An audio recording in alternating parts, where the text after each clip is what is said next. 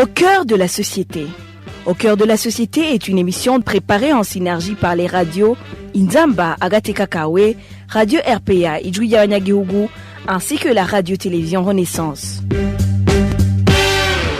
Lors de sa réunion du 25 avril 2024, le bureau central de la Fédération internationale de basketball a décidé de suspendre la Fédération de basketball du Burundi pour un mois à compter de la suspension provisoire du 12 avril 2024. En outre, la FEBABU a été condamnée à une amende de 50 000 francs suisses, soit plus de 150 millions de francs burundais. Cette amende doit être réglée dans un délai de 30 jours suivant la notification de cette décision. Ces sanctions font suite à un incident survenu lors de la récente compétition de la barre en Afrique du Sud où l'équipe burundaise Dynamo a refusé de porter les maillots estampillés Visit Rwanda, principal sponsor de l'événement. Quelles leçons la FEBABU devrait-elle tirer de ces erreurs récentes?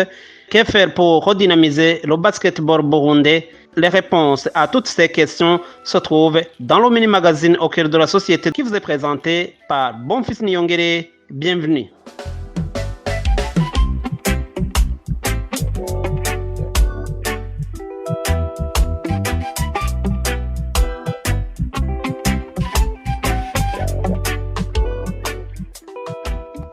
La Fédération internationale de basketball a annoncé avoir pris des sanctions contre la FEBABU en raison de violations spécifiques aux articles 9 et 10 des statuts généraux de la FIBA et aux articles 1-110A et 1-121A des règlements internes de la FIBA. La Fédération de basketball du Burundi, quant à elle, assure qu'elle va surmonter les sanctions infligées par la FIBA. Dans un entretien accordé à la radio Isanganiro, le nouveau président de la FEBABU, Claver Hachimana, a déclaré qu'ils feront appel à leurs partenaires, notamment les amateurs de basketball, pour collecter l'amende de 50 000 francs suisses exigée par la FIBA. Nous comptons justement tendre la main aux partenaires de la fédération, aux autres âmes charitables, notamment les amateurs du basketball, pour pouvoir justement rembourser l'amende qui nous a été infligée. Mais pour ce qui est de la sanction de suspension, ça a été déjà apuré. À l'issue de l'Assemblée générale tenue en date du 4 mai 2024, nous avons déjà décidé de relancer le jeu et nous allons commencer la VBL 2024. Nous pensons que l'image de la fédération et l'image du basketball sera en tout cas bonne au niveau local, mais aussi au niveau de la communauté internationale. En fait, c'est ce qu'on appelle l'expérience. À chaque fois, on croise un problème et on trouve une solution. Et là, au finish, c'est justement l'expérience. Nous pensons qu'à la prochaine, la situation ne se reproduira plus parce que ça a été l'issue d'une manque de collaboration entre les dirigeants de la fédération et le club qui a représenté le Burundi au G2 Pretoria. Très prochainement, nous allons continuer les pourparlers, les contacts avec les autorités de la FIBA et surtout de la BAL. Nous pensons que d'ici peu, on pourra quand même rejoindre le niveau du basketball sur lequel on était avant les sanctions.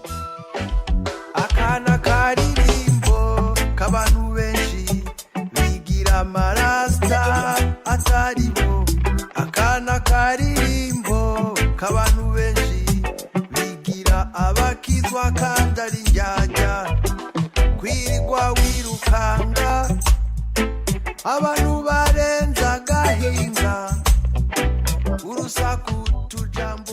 Blaise Bakonibe, cyberactiviste burundais qui suit de près le basketball burundais, conseille aux nouveaux organes de la FEBABU de respecter les normes de la FIBA afin de ne plus subir de telles sanctions dans l'avenir. Il faut qu'il y ait une restauration de la confiance et de la crédibilité de la fédération auprès des fans du basket et en assurant une gouvernance transparente, démocratique et compétente sous la direction du nouveau président et ses collègues. Mettre en place une stratégie claire de développement du basket à tous les niveaux. Là, je dis jeunes, masculins, les hommes et les femmes. Et puis, avec des objectifs réalistes, un calendrier défini. Récemment, on a vu le VBL qui va commencer et j'espère que ça va bien se passer. Et puis, il faut résoudre rapidement tous les différends qui existent entre les clubs et la fédération ou entre la fédération et la FIBA. tout en respectant les règles et la loi. Et puis organiser des compétitions nationales qui sont très attractives, bien structurées, pour différentes catégories d'âge et des niveaux. Et puis améliorer les infrastructures, là je dis les terrains, et les équipements sportifs pour offrir de bonnes conditions d'entraînement et de jeu. Et puis investir dans la formation et le développement des entraîneurs, arbitres et personnels techniques qualifiés. Mettre en place des programmes de détection et de formation des jeunes talents dès le plus jeune âge. Il faut aussi faire en sorte d'offrir des perspectives d'avenir attrayantes. Là, je dirais les bourses d'études et les contrats professionnels, etc., aux meilleurs joueurs pour les inciter à rester au pays. Et aussi développer ce basketball dans les écoles comme on le faisait avant, des compétitions entre les lycées ou les collèges dans les provinces. Ça sera mieux de détecter ces nouveaux talents. Promouvoir aussi le basket auprès du grand public et des sponsors potentiels dans le privé pour accroître la popularité et le soutien financier qui est nécessaire pour le développement de ce basketball.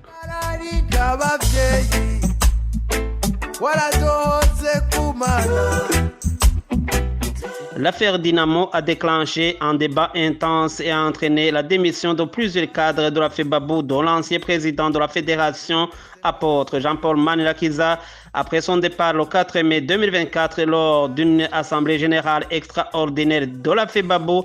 Un nouveau comité exécutif dirigé par Claver Hachimana a été approuvé. Ces événements ont conduit la plupart des meilleurs joueurs de basketball burundais à partir à l'étranger pour mieux exploiter leurs talents. Et voilà, c'est ici que se termine le mini-magazine au cœur de la société. À la présentation, vous étiez avec Bonfils Nyongere. Au revoir. C'était l'émission Au cœur de la société.